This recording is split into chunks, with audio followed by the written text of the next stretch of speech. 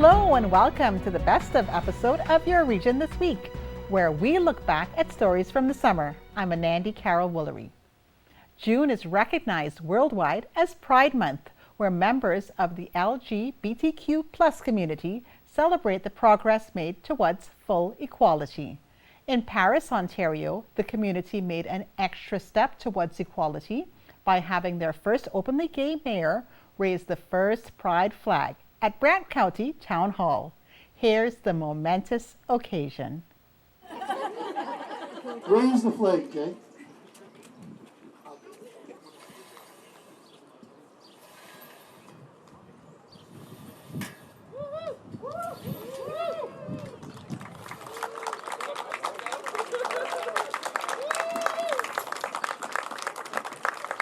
So I don't see the town crier, so I'm going to proclaim today to be the beginning of the festivities of Brant County's first Pride event week, month, / could be the whole year if it works out right. Well, you know, Brant County is a little bit behind on its diversity, I think, and inclusiveness. I think that the last council maybe stayed away from it a little bit just because I don't know what they thought they were going to open up, but they just chose not to open it up or take those steps to see what was behind curtain number one. The magic of today's event was the fact that I didn't have to bring it forward. As I said before, my council brought it forward. They recommended it, they supported it, they voted on it unanimously. So obviously I had to put my hand up to support it. But the pride was in the fact that they took the initiative to, I think, to bring a little bit of honor and a little bit of respect to me, because I would never have done it on my own just because I've lived my 61 or 62 years, I don't even know how old I am, but I've lived my life without making being gay an issue. I learned very early in my life that being gay was just like being short or being dark or being overweight. It was just something that you were, and you didn't need to bring any attention to it. You just need to manage it so that you could carry on and not feel bitter and upset about things that were happening around you, because they were very troubling years back when I was a young person. It was illegal to be gay when I was going into my teenage years, and it was you could lose your job. You could lose everything that you worked for just because you were gay. So I think today's a big day for the county. I think it's a very inclusive day, and I think there's lots more coming from the county that's going to catch us right up to modern day times. So I think it's really important to the Brant community because there are a couple different groups it's important to. One is the group that is just not knowledgeable about these issues. I know there were people here today asking about transgendered issues and what term should I use and that's actually a good conversation to have because it shows where people are at and it shows that there's a willingness to move forward. But I also think things like the pride flags, and it's not just here, all through downtown there are businesses who've put up pride flags and pride displays. That kind of visibility saves lives. There are kids in this community that will see that and say, maybe I'm not out, maybe I can't be out right now. And they could be my kids, they could be anybody's kids who will say that there's something out there for me and that there's some acceptance there for me and there's a future. In August, we visited a motivational speaking event in Guelph. Momondays is an event where locals from Guelph speak about their lives and how to be yourself in the community. Let's take a look at the event. Momondays Guelph stands for Motivational Mondays, and what we are real people. It says right here, we're real people telling real stories about real inspiration. So it's not something that's really preachy or really salesy. It's just people coming together, and every month we get people who apply to tell their stories or a story, something personal to them that sharing with an audience that would be motivational.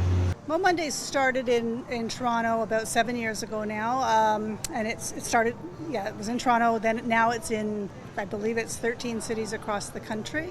There was a guy named Michel Nere out in Toronto, and he just wanted to get people together basically to tell their stories. And I know that he started it out in a coffee shop and nobody showed up. Then he moved it to a bar and the place was packed, and it grew from there. I got asked to be part of Momondays a few months ago. We were trying to find a time, and Rob and Lisa asked me to speak tonight, and I was really happy to be involved. It's a great promotional event. I love the whole concept of it. My speech tonight is going to be called How I Learned to Talk, and it's how I made the transition from kind of your standard office job and just doing some public speaking and TV work, public address work on the side, to how I actually made that my career and what I do. And a lot of it is actually, touching on how I started at Rogers TV, starting as a volunteer and becoming a hockey host for OHL, and everything else I've done. I have 7, 8 different contracts now that pay me to talk into a microphone, which is pretty cool. I actually didn't know that much about it till I was asked if I would participate. And then when I dug a little deeper to find out what they're all about, it's kind of all about what I'm all about. It seemed like a very nice match. I've been asked to be the musical guest this evening, although I could have easily done a boring speech instead. So because I looked at the themes we're looking at and the stories, I've decided to do the musical part of it sort of in a way that would fit into that as much as possible. If you want to speak at Momondays and speak on our stage, you can go to our website, momondays.com/Guelph, and apply, and we'll send you an application where later on in the autumn or early in 2020, you could be on our stage. Best of Your Region This Week. We'll be right back after these messages.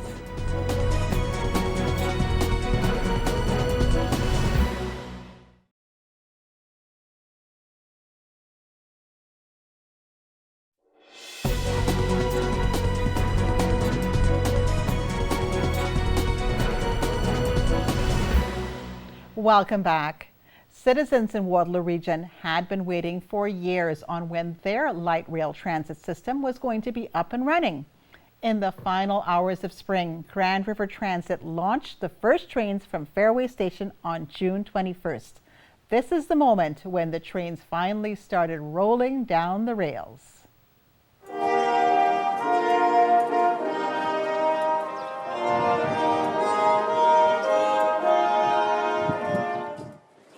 Well, good morning, everybody, and welcome to the launch of Ion Light Rail Transit.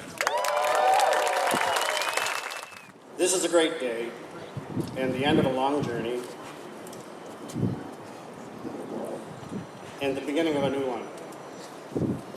The beginning of that journey goes back many years and can be defined to start at different points, but I like to talk about June the 25th, 2003.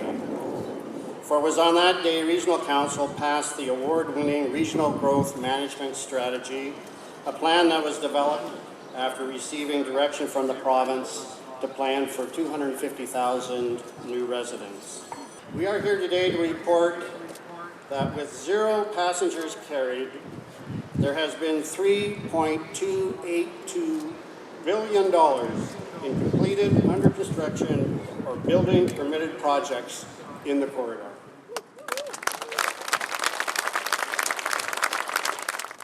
As many of you know, ion comes from the Greek word meaning to go. Ion will indeed move people, but it will do so much more.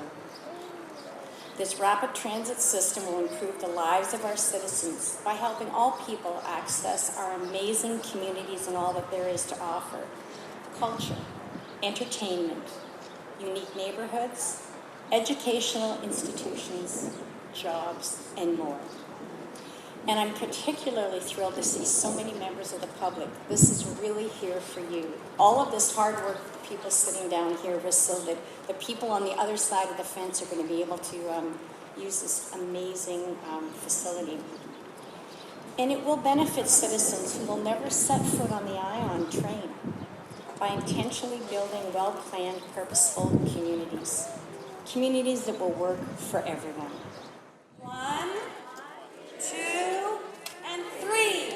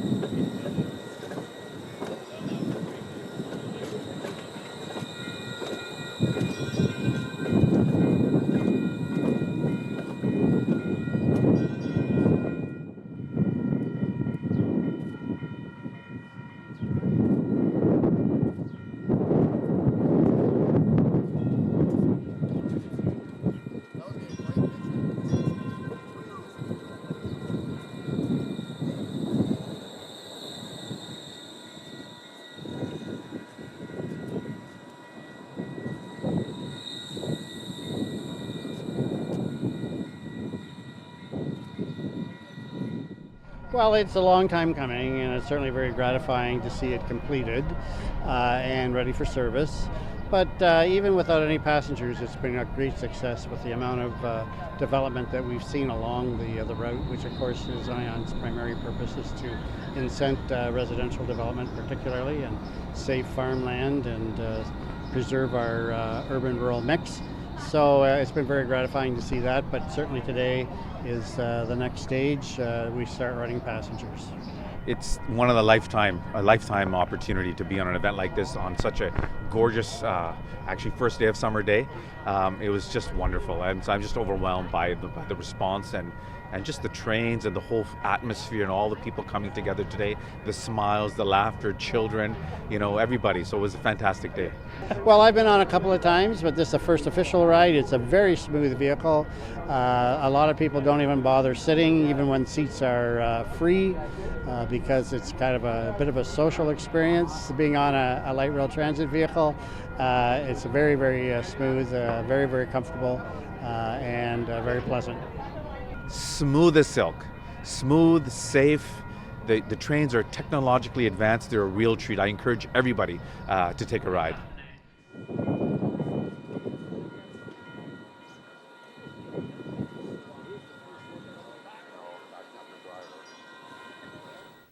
Best of your region this week will continue right after this.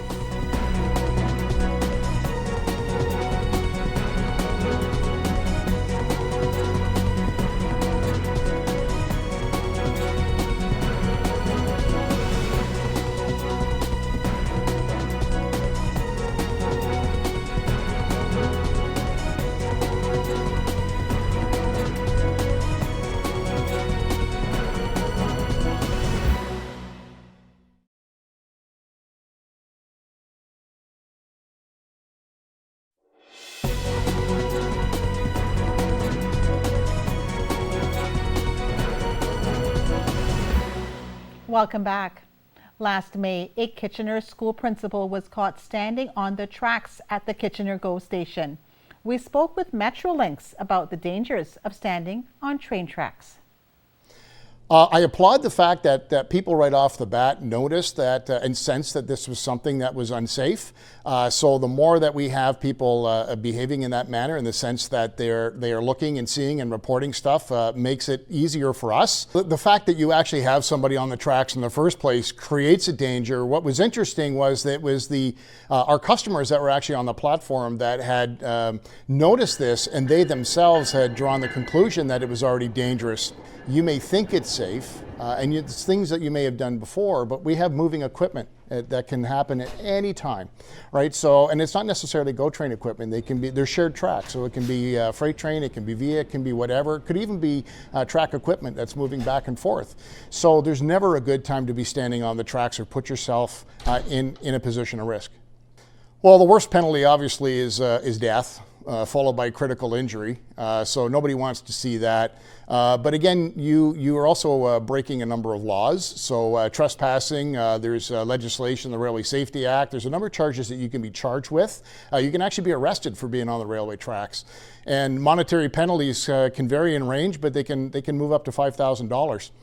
Myself, I've been to a large number of them over the years. So from a train crew perspective, they can't steer left, they can't steer right. They just have to be able to apply the brakes, and then they ride it out. And that's difficult for some people to accept. Train crews certainly feel it. And depending on whether or not it's been their first, second, or subsequent event, that can have effects on their well-being. From a responder perspective, that's somebody's loved one. And that didn't have to happen. It's a needless event. And so there's a lot of stress when you're dealing with fatalities, and having to speak with families and relatives about how a certain loved one died. So within Metrolinx, we have a 24/7 number. That's the 1-877-297-0642, and that's our transit safety dispatch. However, if you think that somebody is at risk, certainly call your local police. If it's life-threatening, you feel that's the way, call 911. I will also, just to let you know that at all public crossings, there's also an emergency number that's posted. And if you ever have any issues or questions, or you see a concern, you can always dial that toll-free number at the crossing, and it's there for the public to use. In July, the city of Stratford held a drowning prevention event to show how quickly things can take a turn for the worst and how lifeguards can save your life. So the purpose of our event is to promote National Drowning Prevention Week. So we want to promote water safety here at the pool and at home, and obviously in an event of a major emergency, the emergency response teams respond to help us carry forth saving the victim. So we want to promote the conversation of our duty in an emergency situation and their duty with us. Declan, recognize the victim. We teach our kids to identify bystanders. So if you need someone to call 911, you're identifying them specifically, so then people feel responsible and they feel like they have something to do. It's a good distraction when people are shocked or in a very traumatic situation, and it makes the communication open and always making sure that people are coming back after they've done their tasks, and then just making sure that you're calling 911 and getting the right information on their way, and making sure you have eyes on the scene if you're like the primary responder. He's not breathing. They're carrying her to the side so that they can assess the victim's airways.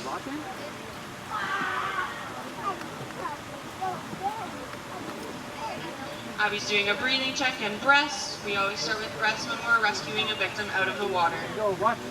Declan's starting CPR to resuscitate the victim.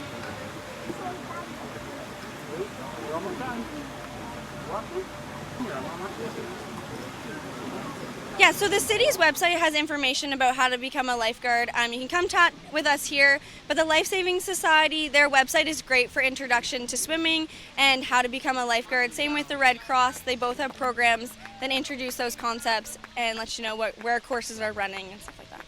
Yeah, I think it's a super important skill, and I think that everybody should be prepared because you don't know what to expect and you don't know where you'll be if in case of emergency. So we recommend any kid who's moving through lessons do our bronze levels to learn CPR, because you never know if you'll be in a situation where a friend drowns or when you're in the future with kids. All right, today's swim ends our National Drowning Prevention Week. The Life Saving Society designates the third week in July as National Drowning Prevention Week to focus. Best of your region this week. We'll be right back.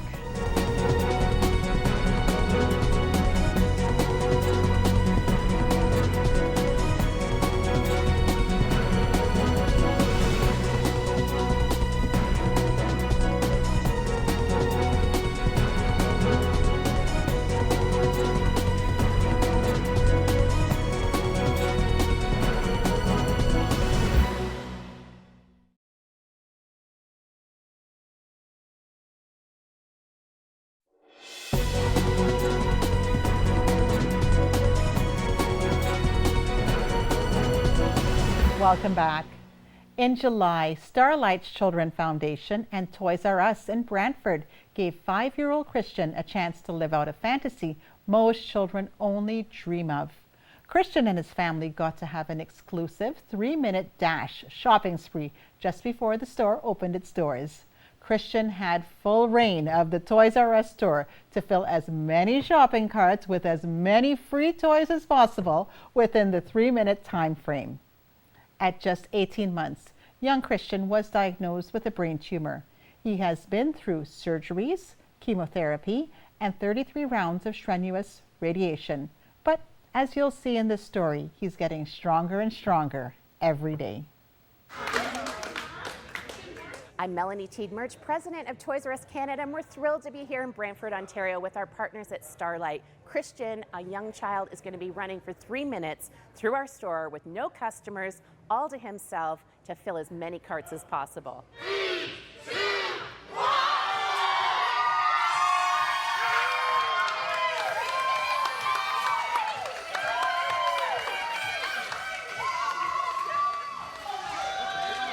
So 4 years ago, Christian was diagnosed with a brain tumor. So he's gone through surgeries, chemo, radiation.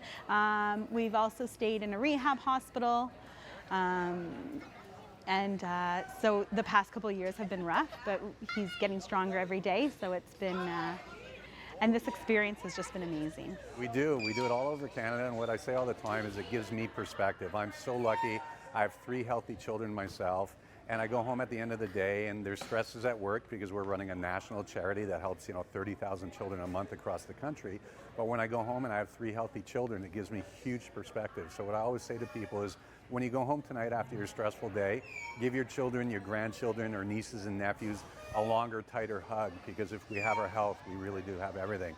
And our friends at Toys R Us Canada, they really get that. The important part to know is that when you go to a Toys R Us store and the cashier asks you, would you like to buy a star for $1 to help a child in our community, it's true and real. Whether you're in Brantford, whether you're in GTA area, whether you're in Quebec City, or wherever you are across the country, Toys R Us raises money for Starlight, and we spend it right here in the community, just like here in Brantford and the amazing little Tristan.